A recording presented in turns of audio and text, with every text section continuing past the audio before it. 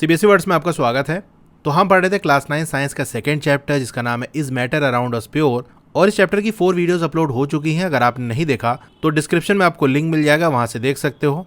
आज का हमारा टॉपिक है 2.3 फिजिकल एंड केमिकल चेंजेस। पिछले चैप्टर में हमने मैटर की कुछ फिजिकल प्रॉपर्टीज को लर्न किया था, उसके बारे में सीखा था। तो वो प्रॉपर्टी जिसको हम ऑब्जर्व कर सकते हैं और स्पेसिफाई कर सकते हैं, यानी उसके बारे में बता सकते हैं। जैसा कि कलर हो गया, किसी चीज़ का कलर आप ऑब्जर्व करके बता नहीं सकते, बिल्कुल बता सकते हैं कि भाई ये किस कलर का है, रेड, ब्लू, ग्रीन या जो भी कलर का हो। फिर आ गया उस चीज़ की हार्डनेस, इसको भी ऑब्जर्व करके हम बता सकते हैं।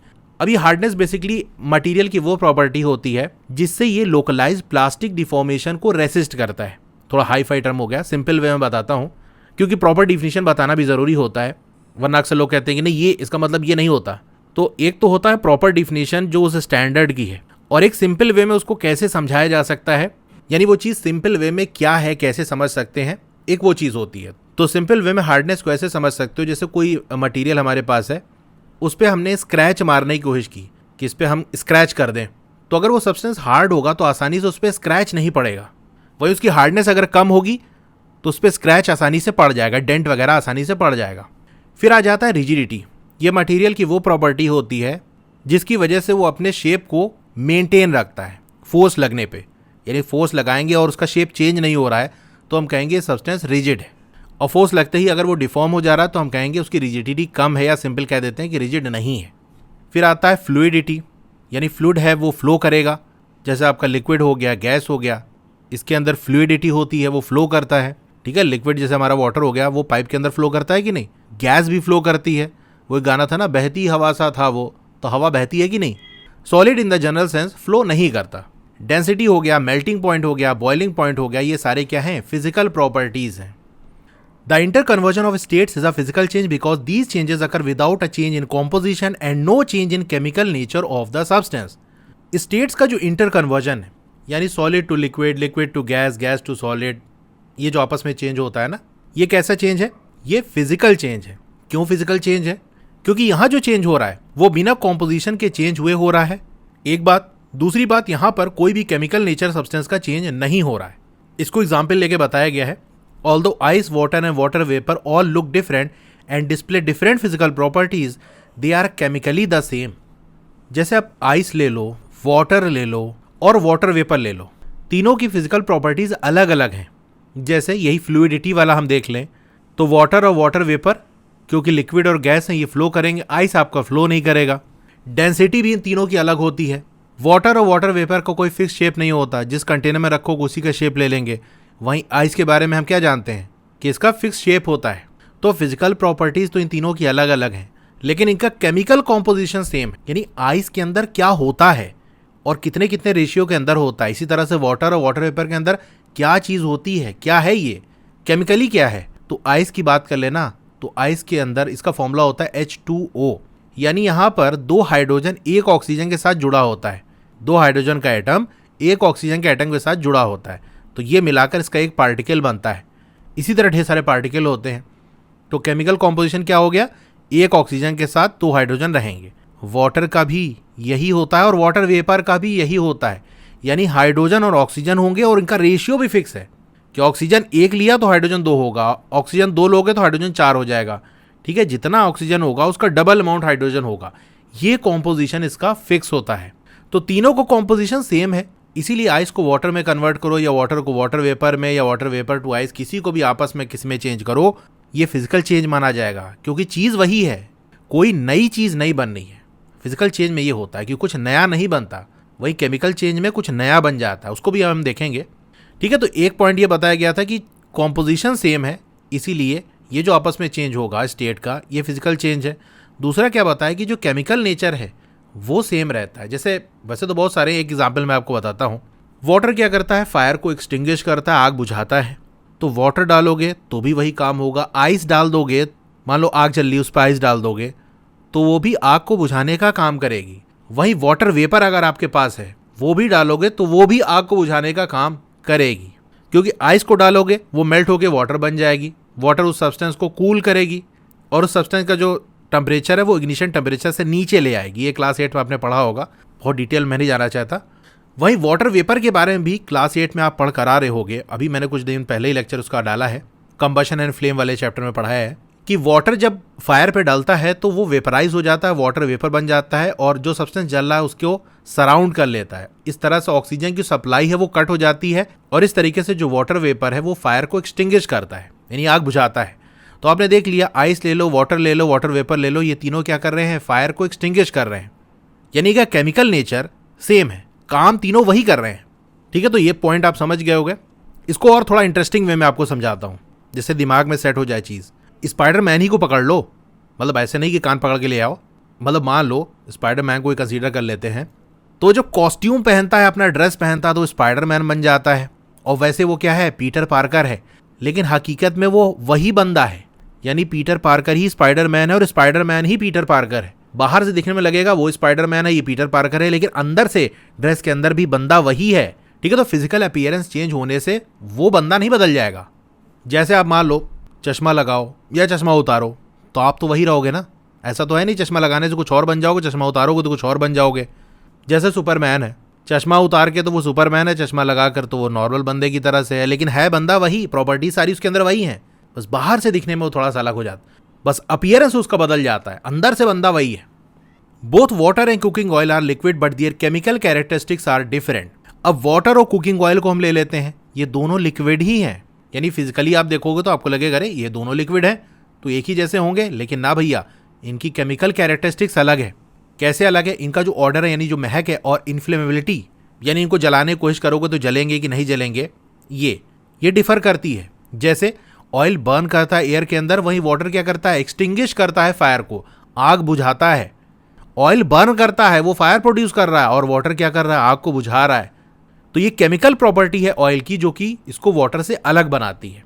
अब इसका भी मैं आपको लिख के बता देता हूँ।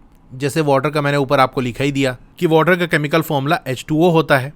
ऑयल की बात कर लें तो कुकिंग ऑयल भी अगर आप ले लो तो डिफरेंट टाइप के होते हैं, इसके कॉम्पोजिशन अलग अलग होते हैं, लेकिन मेनली आपके जो कुकिंग ऑयल के अंदर क्या होता है, हाइड्रोजन होता है, ऑक्सीजन होता है, इसी के साथ कार्बन भी होता है। तो देखो केमिकली अलग है कि नहीं, वाटर के अंदर कार्बन नहीं है, ऑयल के अंदर कार्बन है, तो केमिकली अलग हैं, इसलिए इनकी जो केमिकल कैरेक्टरिस्टिक्स है वो अलग हमको देखने को मिल रही है कि वाटर आग बुझा रहा है और ऑयल फायर को प्रोड्यूस कर रहा है, उसमें तो आग लग जा रही है। हालांकि दोनों लिक्विड ही हैं, लेकिन अंदर से वो अलग हैं, तो इसलिए उनकी जो केमिकल कैरेक्टरिस्टिक्स है वो अलग है। देखो फिजिकल और केमिकल चेंज को सिंपल वे में ऐसे समझना, फिजिकल चेंज के अंदर क्या होता है, चीज़ वही रहती, वो नहीं बदलती। जैसे हमने आइस को वाटर में बदला या वाटर को आइस में बदला, तो चीज़ वही है, H2O दोनों ही है। लेकिन जब केमिकल चेंज होता है तो वहाँ पर चीज़ बिल्कुल बदल जाती है, कुछ और बन जाता है, नया सब्सटेंस फॉर्म होता है, जो पहले था वो अब नहीं रह गया है।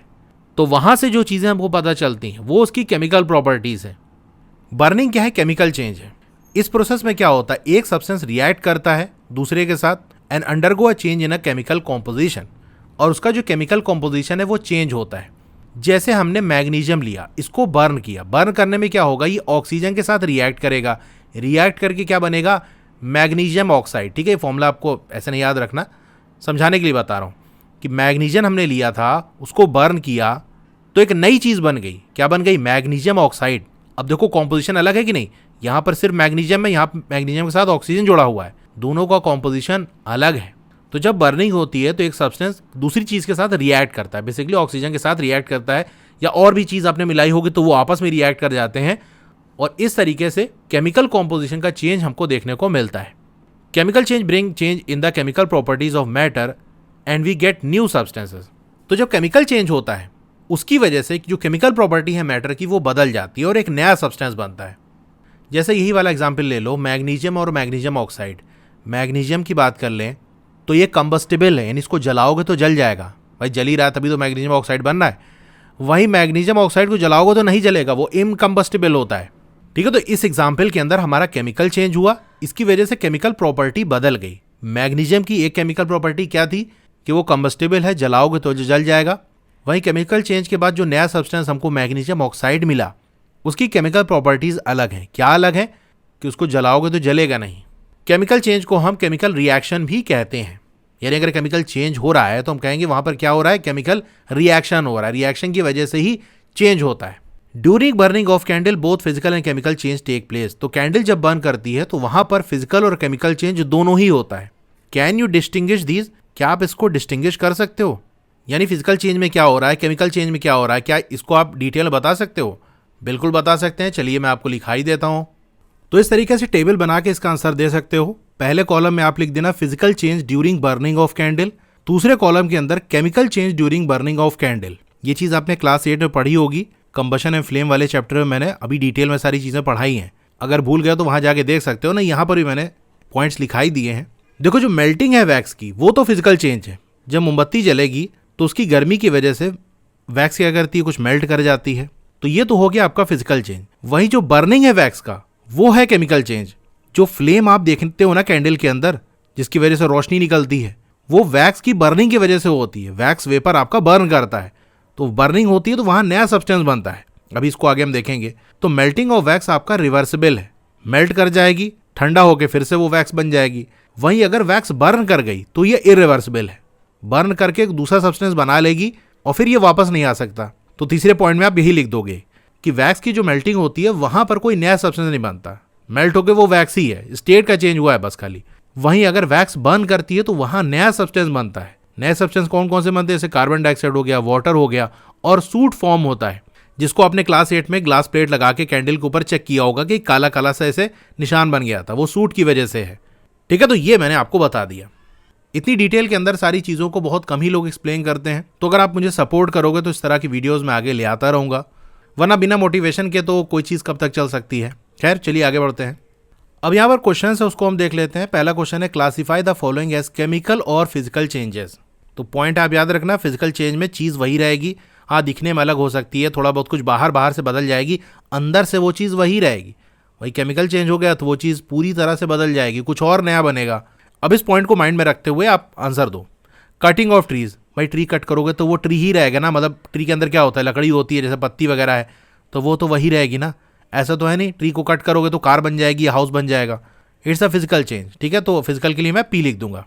Melting of butter in a pan, butter melt करता है तो वो मिल्क या पनीर ये थोड़ी ना बन जाता है, बटर तो बटर ही रहेगा ना, तो ये फिजिकल चेंज है, चीज़ वही है। रस्टिंग ऑफ अलमीरा, जब रस्टिंग होती है, मुर्चा लगता है तो चीज़ बदल जाती है। अब इसको रिवर्स नहीं कर सकते कि मुर्चा लग गया तो चलो फिर से वापस इसको लोहा बना दे, ना भैया नहीं हो सकता। केमिकल चेंज हो गया, चीज़ अब नई बन गई है। बॉइलिंग ऑफ वाटर, ये तो हमने देखा था, बॉयल करोगे तो क्या होगा, वाटर से स्टीम बन जाएगा, सिर्फ स्टेट का चेंज हुआ है, तो ये फिजिकल चेंज कंसीडर करते हैं। Passing of electricity through water and the water breaks down into hydrogen oxygen gas. क्या कहा जा रहा भैया कि ये H2O है आपका, ये वाटर है, इलेक्ट्रिसिटी पास करोगे तो ये ब्रेक हो जाएगा, हाइड्रोजन गैस अलग हो जाएगी, ऑक्सीजन गैस अलग हो जाएगी। तो केमिकल कॉम्पोजिशन अलग हो गया कि नहीं?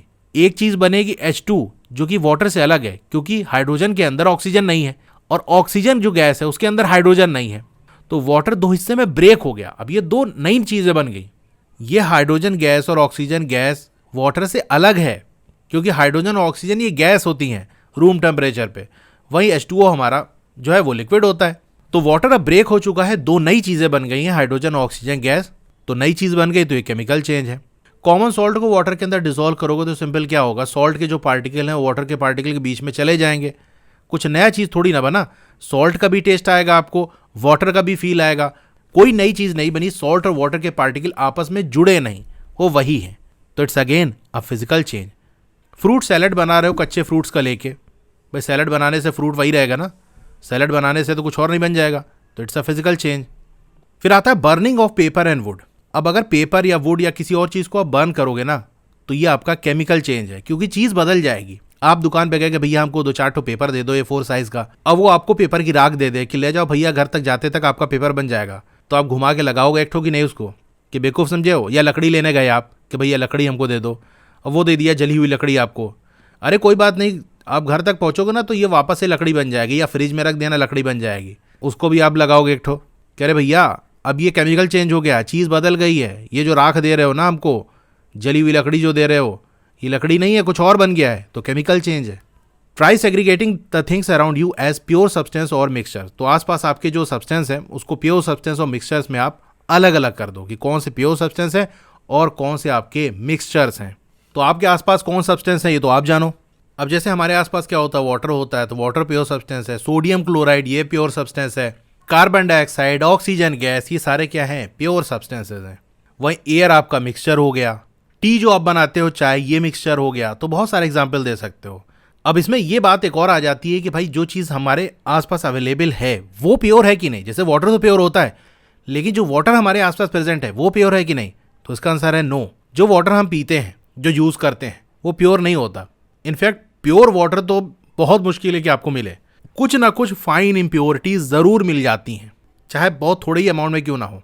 तो ये टॉपिक हमारा कंप्लीट हो गया। वैसे मैंने सोचा था कि ये 2.4 वाला टॉपिक भी इसी में कंप्लीट करा दूंगा, लेकिन क्योंकि एक्टिविटी है उसको भी डिटेल में एक्सप्लेन करना है तो वीडियो लेंदी हो जाएगी। ऐसा तो नहीं कि जल्दी जल्दी बता दो हाँ ये हो गया। एक्टिविटीज़ भी मैं आपको अच्छे से करके बताऊंगा, तो वो थोड़ा टाइम लेगा, इसीलिए इस वीडियो को शॉर्ट ही रखते हैं, ठीक है।